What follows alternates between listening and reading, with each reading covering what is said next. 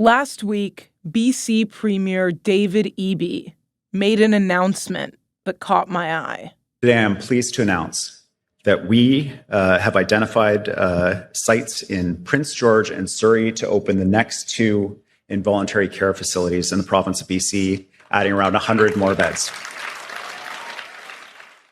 Involuntary care. It's something that he first floated about a year ago. Many of you have seen our announcement about expanding care for people struggling with mental health issues, with brain injuries, and with serious addictions. And in Alberta, earlier this year, the government rolled out the Compassionate Intervention Act, which would essentially let healthcare workers, police officers, and family force people into treatment against their will. The facilities in Calgary and Edmonton would treat people with addiction issues considered a, quote, danger to themselves or others without their consent. In Ontario, the Ford government is floating that same practice, involuntary care for people with severe addictions in the criminal justice system. These shifts in policies seem to be reflecting a new narrative taking hold around drug policy in this country. It's a shift towards abstinence and recovery, a move away from what we saw just a few years ago, where provinces were opening up safe supply centers, handing out clean drugs and clean needles, trusting that if we prioritize keeping people alive and safe, we'd create the stability for treatment, recovery, and dignity. For someone on the outside looking in, like I am, the very thought of involuntary care raises a few red flags. I immediately think of mass roundups, civil rights abuses, and the war on drugs. But if you're a parent or a loved one to someone who is struggling with severe addiction, the reality of involuntary care looks a little different. It can be life-saving. This episode, I want to find out what involuntary care even is, how it works in practice now that it's being floated across the country, and most importantly, does it work? Let's get into it.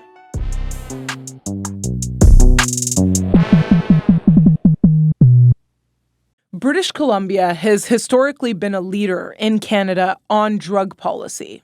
It was the first province to decriminalize drugs. It's being called a monumental step towards treating drug use. BC is about to become the first province in Canada to decriminalize simple possession of small amounts of illicit substances. It was the first province to open a sanctioned safe injection site in 2003 after grassroots organizations pushed for them. We did it! 20 years ago, Insight opened its doors as North America's first legal supervised consumption site. But this past weekend, BC Premier David Eby changed his tune. He said, safe supply is just not working. The approach that had previously been taken around prescribed alternatives was not working. Now they're entering a new era in drug policy, involuntary care. What even is involuntary care? Basically, it's care and treatment for those experiencing mental illness so severe that it impacts the safety of themselves and those around them. And they cannot and will not be treated voluntarily. Mark Page has been following BC's involuntary care program in the context of drug addiction since it was first floated. He's a legislative reporter for the Black Press. About a year ago, just before the 2024 provincial election, Premier David Eby suddenly committed to clarifying what the rules around involuntary care are, but also potentially expanding the ability to use involuntary care in the province. And he also committed to creating some dedicated facilities to house people who are being held involuntarily. At that time, there was a lot of, obviously, confusion about what involuntary care meant, whether this meant is there going to be police, scooping people up off the street? Are people going to be, held in these, I don't know, like creepy white-walled, facilities like you would see in in the movies, like out of One Flew Over the Cuckoo's Nest or something like that. But what Evie said at the time, and what people have been saying since, is there's always been some sort of involuntary care being used in BC through what's called the Mental Health Act. The BC Mental Health Act has been around for over half a century. It's this act that gives doctors the power to treat patients involuntarily when they're suffering from severe mental illness. But the BC government isn't changing the BC Mental Health Act. They're reinterpreting it to include people with severe drug addiction. And they announced new facilities to admit, detain, and treat these cases.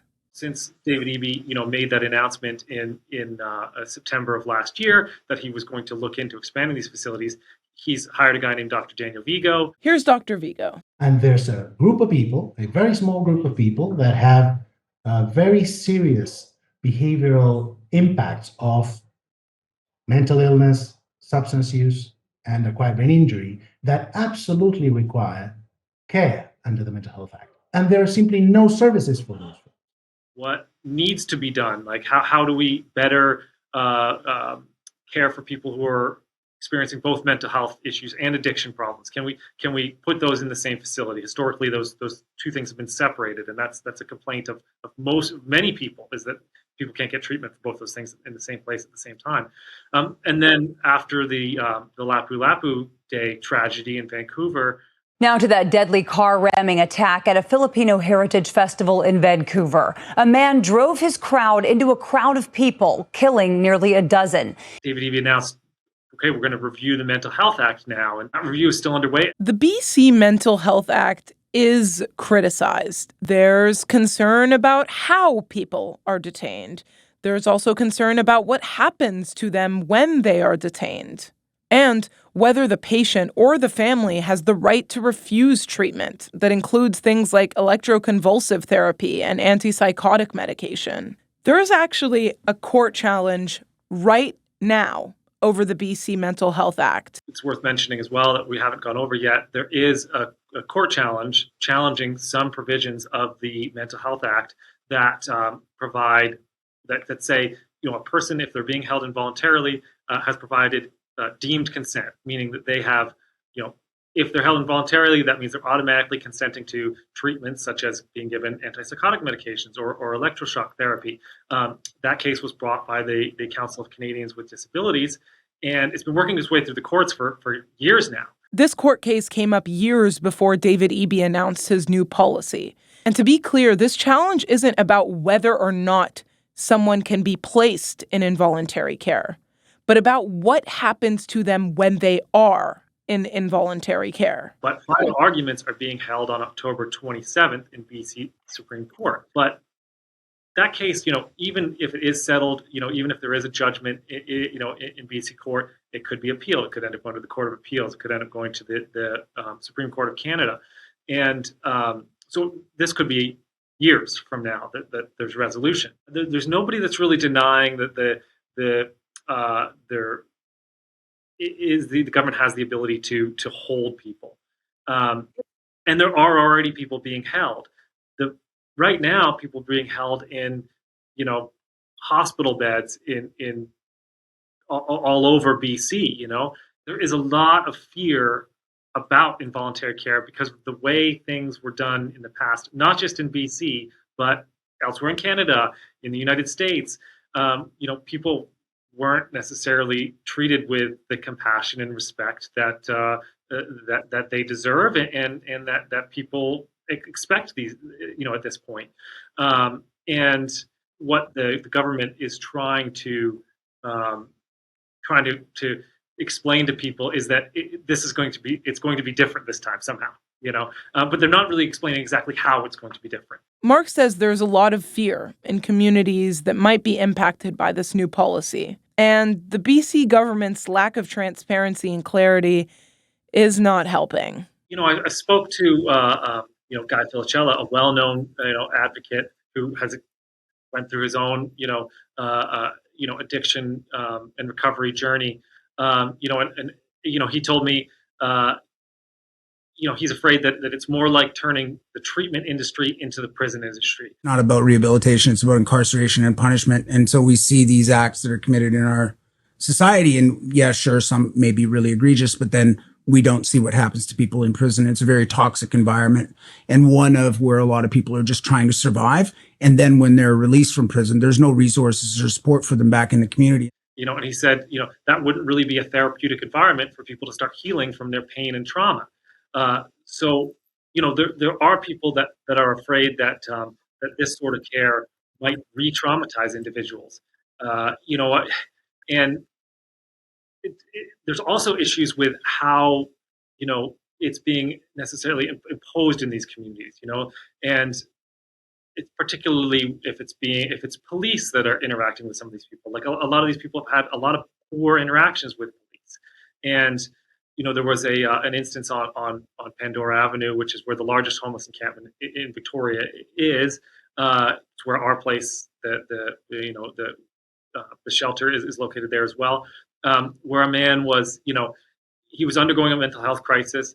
The police came and tried to began to sort of surround him, and things just spiraled out of control. He was afraid of the police. He had said that he'd been beaten up by police. Whether that was true or not, that's what he said had happened, in weeks prior. So the situation spiraled and spiraled and spiraled. That paramedics got involved. A paramedic was injured, and there was tons and tons of witnesses on the street, and it just seemed in that situation like the involvement of police and paramedics made things worse for this individual. Regardless of those concerns, it's happening. The BC Mental Health Act has been reinterpreted, and facilities are starting to go up. So there's 2 facilities have opened so far. One in Surrey, at the pretrial detention center there, and that is for people who are already being held in the criminal justice system to get mental health and addiction treatment. So those people are already in the system, right? And there's 10 beds there. The other place that has opened is at the Aviva Correctional Center in Maple Ridge, and that is for long-term care for people who are not already in the correctional system, but who obviously are being held because they're a danger to themselves or others. And then just last week, the Premier announced that there's going to be 2 more facilities opening for a total of 100 more beds, one in Surrey and one in Prince George.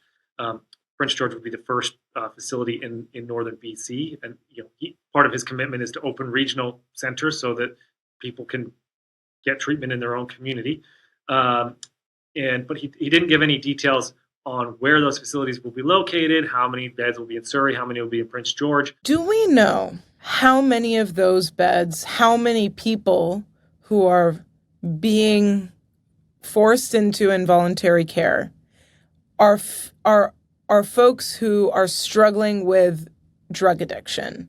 We don't know exactly how many people are in involuntary care are struggling concurrently with drug addiction. Is it normal that, I don't know, maybe I just don't know this, but that we don't know the numbers? Like how many people are being held who have mental health issues and drug addiction issues? What percentage of people being held in involuntary care are now folks who are struggling? Like, I don't know, is that normal to not have those numbers? It seems like it's normal for the BC government to not reveal a lot of things. We reached out to the BC Ministry of Health about these numbers, and they did not provide us with any information before publication. So, still not clear. But I wanted to know, has it been working? Well, it's all very new. So this Maple Ridge facility just opened this summer, and the Surrey facility, the Surrey pretrial facility opened, I think it was in the spring. And this is only 18 beds, and these new beds that haven't been built yet, there's 100 beds. And it sounds like the problem, the need might be greater than this. It's only been a year of this new drug policy, involuntary treatment, involuntary care. And so it's not yet clear if this is really working. So I wanted to look someplace else, to a place internationally that had done this before. I appreciate you taking the time today with us. It's lovely to have you. I know it's bright and early, so thank you. No problem at all. That's Alison Ritter. She's a professor of alcohol and other drug policy at the University of New South Wales. She's been doing this for about 35 years now.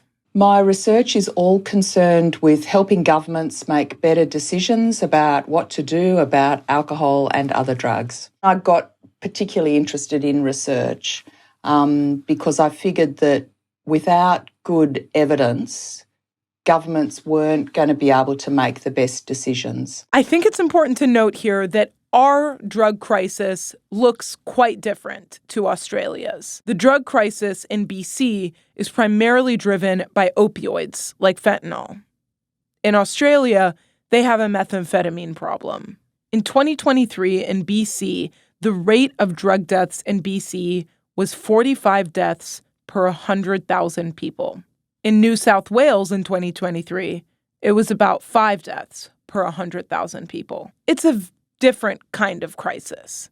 We've got a different kind of crisis. But the reason we picked Australia is because they're a peer country. They have a similar healthcare system, similar values, and they're both reckoning with the drug crisis. And Alison Ritter has been doing just that. There was an old Alcohol and Drug Dependent Persons Act, which involved the police detaining people. And that act, and they also, public intoxication was a crime.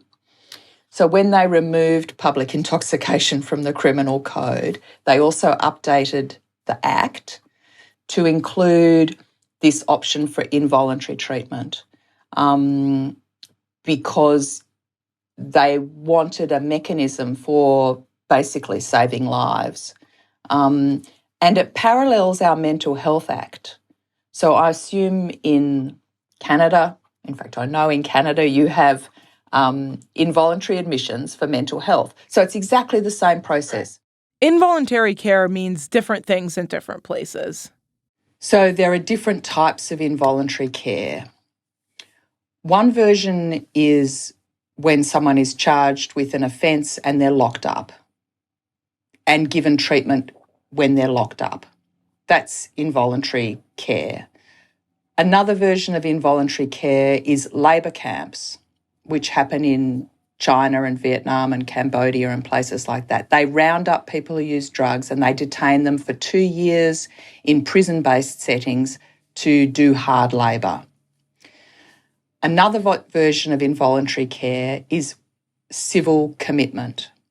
And civil commitment, like the Mental Health Act, is when someone is detained in a secure hospital or healthcare facility in order to provide them with life-saving healthcare. In 2019, Alison was tasked with evaluating the New South Wales Involuntary Treatment Program. The program that they were looking into was focused on civil commitment, which is part of what BC is doing. They're also trying out that detention thing that she mentioned. The program that Alison evaluated had 0 police involvement. That all sounds good in theory. But did it work? Yeah, so how it works in practice is that the people who end up in the program come from mainly 2 or 3 different places. The first is they come from a healthcare practitioner who has seen them and thinks this person is at serious risk of dying, like now, soon. And the health practitioner refers them to the program. So they're referred through a health service or a social welfare service might refer them. So that's option number 1. Option number 2 is that a family member refers them because they're very concerned. They have to get a health practitioner involved, and that health practitioner technically has to make the referral, but sometimes it's prompted by a family member who's extremely concerned about their well-being. And then they attend for an assessment and they have to meet a set of criteria that are really strict. They have to have tried voluntary treatment first. And if they haven't tried voluntary treatment, they're not eligible to enter. Secondly, they have to be at immediate risk of danger to themselves or to someone else. And thirdly, they obviously need to be alcohol or drug dependent. So they have to show meet criteria for dependence. And if they meet those three criteria, they are admitted to the hospital. And then within 48 hours of that admission, the admission needs to be reviewed from a human rights angle by an independent magistrate. So it is sort of because someone's being held involuntarily against their will, there needs to be legal oversight. So a magistrate, a dedicated magistrate, meets with the client and asks them, is this okay? Do you understand why you're here? These are the reasons why we think you need to stay in this program. And there have been almost no decisions that have been overturned by a magistrate in the time that we've been involved with the program. One or two, but rarely is it overturned. Occasionally the client will say to the magistrate, actually, I don't want to be here and I will go voluntarily to another treatment program, and that will then be arranged for that person. But interestingly, most people by 48 hours, so they've started to detox and they're feeling a bit more, usually the people are intoxicated when they're admitted, they're feeling a bit more settled. People are happy to stay. It's up to 28 days. That's the maximum length of the program. And it's a really, it's a fantastic program. It's got psychiatrists, psychologists, doctors, nurses. It's a really lovely ward that they're in. They get, showers, clean clothes, food, and a therapeutic program. Absolutely, it works. With all of the checks and balances, these are people who they're homeless, they've got complex mental health related issues, they probably don't have great connection with family or support systems. And for these people to be given 28 days in a safe environment with lots of support, medications, wraparound care, support for their mental health related issues. There's also a lot of acquired brain injury in this population, from non-fatal overdose related to opioids, or from alcohol, or just from living on the street and falling over and being involved in, violent altercations. So there's a neuropsychologist that comes in, that assesses everybody, that helps with cognitive related issues. So there's a lot of clinical care that's provided.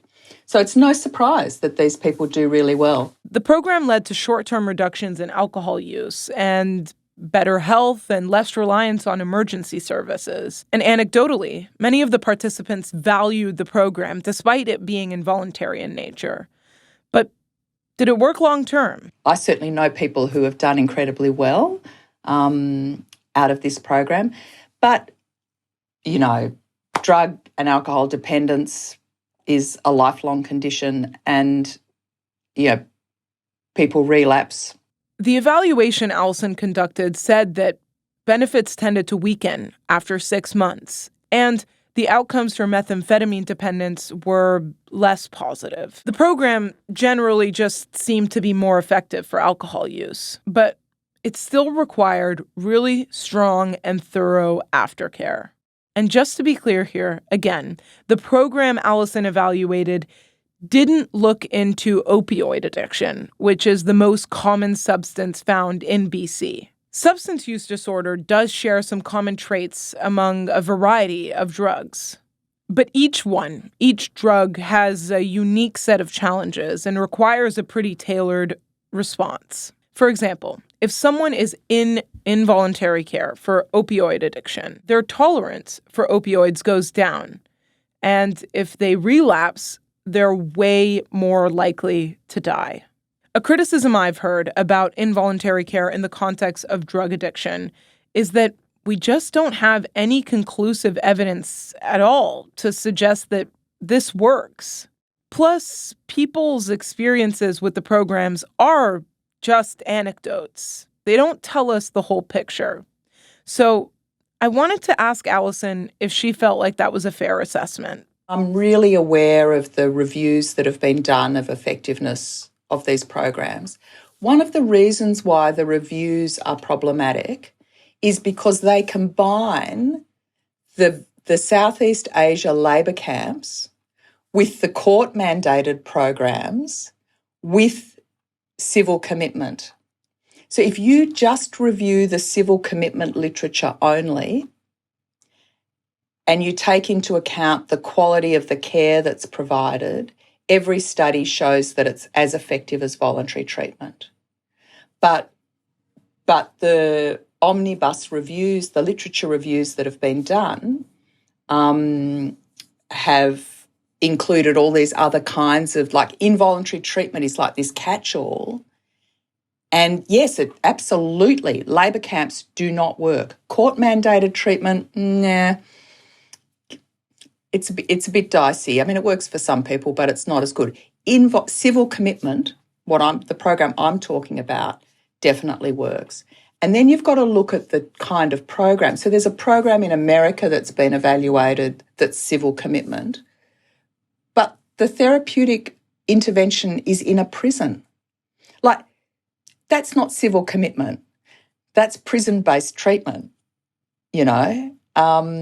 So I think the challenge is for decision makers, for government to understand there are these different models of intervention, and if you can separate out the criminal justice related issues and just think about this is not these people are not being sent by police. Police aren't involved in this at all, right? It's not about policing or security or law and order. This is a health response for people who are at serious risk of dying. And then I think, you know, it works because it's a health response, not a policing or security or public order response. Deal with public order, not with drug treatment. Public order needs to be dealt with completely different mechanisms. She says that the reviews are comparing apples to oranges. And we still don't know about the long-term effectiveness of involuntary care. But what is clear to Alison is that involuntary care is... It is super expensive. It is 10 times the cost of voluntary treatment. So you've got equal outcomes, but you've got it being 10 times as costly. So that would suggest that if you increased voluntary treatment, that might be a better bang for your buck than increasing involuntary treatment. Then why not just expand voluntary care?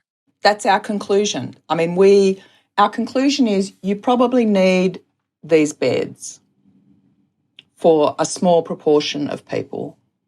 And it's an important but very small part of a treatment system. But it's like super expensive. And you would be don't increase the bed numbers. So we've got, I can't remember how many beds. I think we've got 18 beds. And we're a population of 5 million in New South Wales. Yeah? So we're talking a really small number of beds. And we have about 300 voluntary treatment beds in New South Wales, give or take. So we're talking about a very small number of beds in a highly specialised hospital setting, high resource. You'd be much better off getting people into voluntary treatment and really expanding out your voluntary treatment system and working out why people aren't coming to treatment. I mean, people aren't coming to treatment for a whole bunch of reasons that are barriers that the treatment system puts in place. What do you find are those barriers? Not feeling like they'll get the care that they want, not feeling respected and empowered is one. Practical barriers like transport-related issues to get to treatment.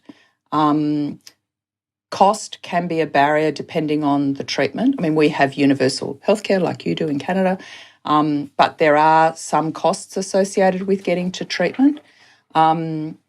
Not having secure housing for our outpatient programs. For women, it's usually not having childcare. So we have very few services that will take a woman and her bub or her young kids. We do have a couple, but they're very limited. Youth-specific programs are hard. There are not enough of them and they're hard to get into, and you don't want a 18-year-old in with sort of 35, 40, 50-year-olds. And then our First Nations peoples who really need dedicated, culturally sensitive, culturally specific programs for them. And we need our mainstream services to completely step up for First Nations people, for LGBTQIA+, for people with disability. We also have a voluntary care system in BC. BC has over 3,500 publicly funded substance use treatment beds, but only about 2/3 of them actually provide treatment. The rest are low-barrier housing beds where treatment isn't necessarily required. It's a type of facility that just offers shelter to folks struggling with addiction, doesn't actually force them to abstain or do any treatment at all. And while the government is bringing more substance use treatment beds, their progress is pretty slow. There are privately run detox facilities. There are agricultural programs. There are religious programs. There are some programs that require 5-figure payment up front and others that don't. What I'm trying to say is that the voluntary care industry isn't really well regulated. And it isn't quite clear how effective they are for patients. Mark Page, the BC reporter you heard from earlier in the show, talked to me about that very issue, where people who are looking for voluntary care and voluntary treatment just can't find it. You're talking about involuntary care, but I can't get the voluntary treatment I need. A man from Sydney, which is about 20 minutes outside of Victoria, and he had been in and out of the the healthcare and the mental health system, the addiction treatment for a lot of his adult life. He suffered from schizophrenia, opioid addiction. His parents had been working with community services to get him help and get him treatment. He was in and out of the hospital, and he had been in shortly before or I guess 9 days, I believe it was, before he passed away. He was at the Archie Courtnall Centre, which is one of these units in the Royal Jubilee Hospital in Victoria. And, he was being treated for, his addiction, mental health issues, suicidal ideation, all of these things. And his family had been trying to be involved in his care. They had gone to the facility several times. They've been turned away. They've been trying to work with him. They've been urging them not to discharge him. The hospital still discharged him without informing the family. He had to find his way home 20 minutes outside of town. He ended up getting home. He was at home for about 9 days when one of the community service social workers came over to help the family one morning and found him in his room in the basement. And, he killed himself. And that, that's it's not an uncommon story. Voluntary care and involuntary care are just two pieces of BC's response to their toxic drug crisis. What this province is doing and trying to do is something that will be watched by people who think that this is a long overdue step in regaining control over the toxic drug crisis. And by those who see it as an infringement on civil liberties and government overreach. What is clear is that governments across this country are not waiting for a moral consensus. They are acting right now. For Alison, who's been watching New South Wales' response to their drug crisis, sees this as a learning opportunity for Canada. Don't have the police involved at all. Separate out whatever a law enforcement policing kind of response might be from involuntary treatment. As soon as you put police in the picture as a referral pathway or as a mechanism for them to clean up the streets, you compromise that program, that involuntary life-saving treatment program. So that's my one piece of advice. Don't have the police involved in this part. Police have another role to play and, I'm not saying they shouldn't, do whatever they need to do, but don't connect them with involuntary treatment. There's always so much politics news to keep up with, so we've got Sam, our producer and Ottawa correspondent, here to get us up to speed. Sam, thank you for making the time. Of course, I feel like it's been a while since we've done this. A lot of vacations, a lot of travel. No complaints from my end, for sure. Well, I'm happy to be home. Happy to be back. Happy to be with you. Tell me what's been cooking. Yeah, well, we are recording this on Monday afternoon, and by the evening time tonight, Mark Carney and his gang of merry advisors will be in Washington prepping for Trump/Carney 2.0. And maybe give me a lay of the land of who comprises the gang, who are their rivals. Well, see, there's the Jets and there's the Sharks. When you're a jet all the way. Well, there's a gaggle of advisors, but that I'm not totally sure. There's probably a lot of people going, but the ones that are noteworthy are Canada-U.S. Trade Minister Dominic LeBlanc, Industry Minister Jolie, and Foreign Minister Anita Anand. They'll all be tagging along. And they will be meeting with the big man down south on Tuesday, so we will be analyzing and dissecting a million ways to Sunday everything about that meeting, I'm sure, by Tuesday evening. Yeah, you can cue the body language experts right now. What's the point of the meeting?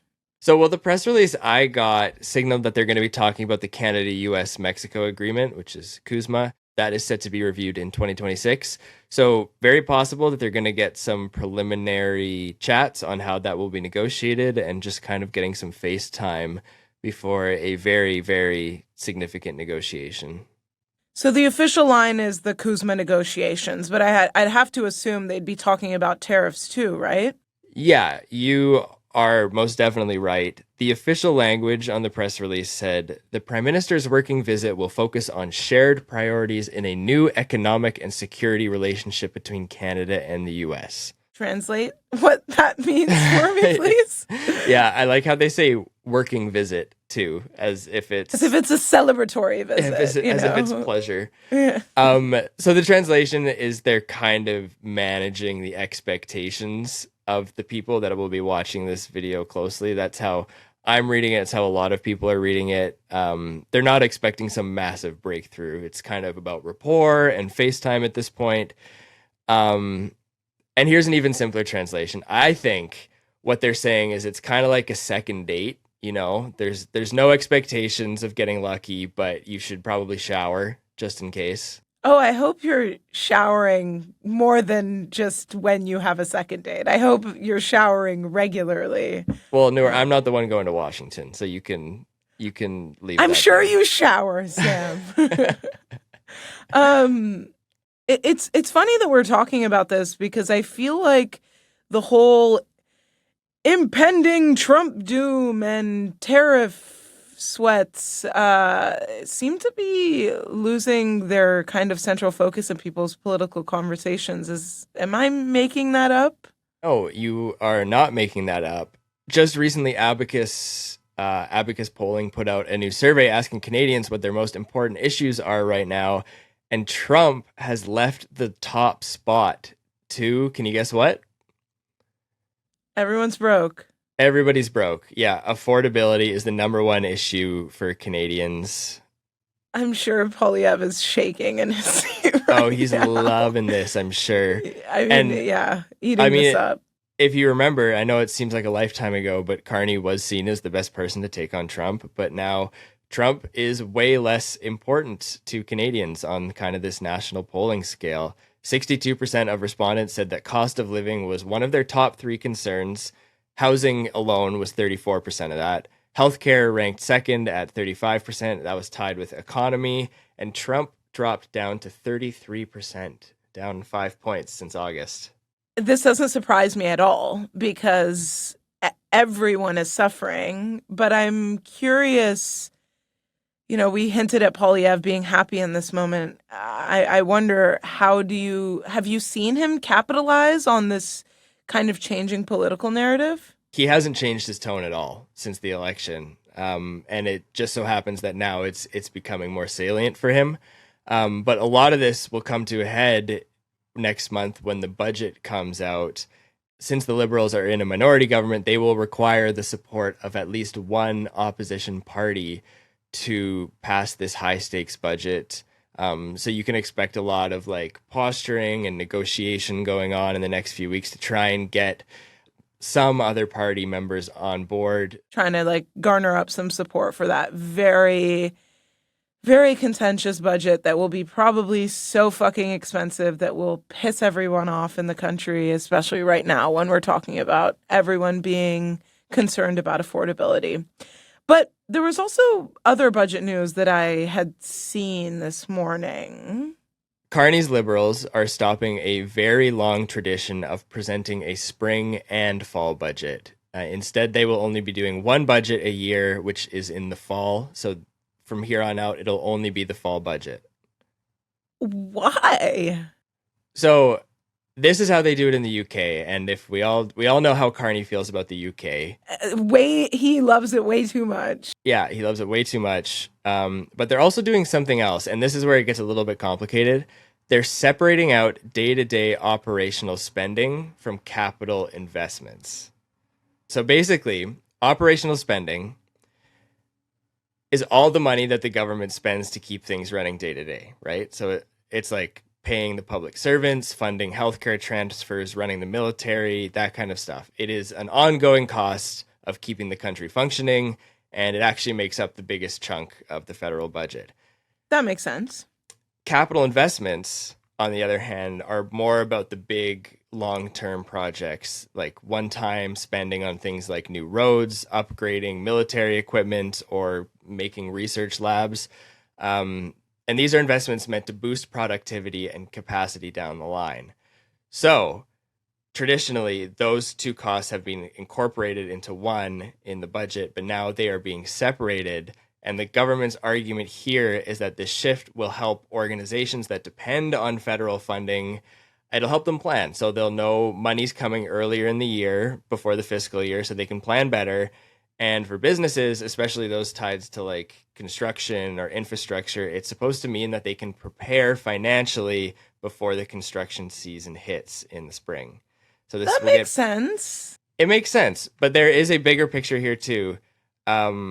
Canada's business investment, has basically flatlined since 2015, while the U.S. has seen huge growth, and the government itself admits that has made our economy less resilient. So this new emphasis on capital spending is their attempt to kind of turn that around in this next budget.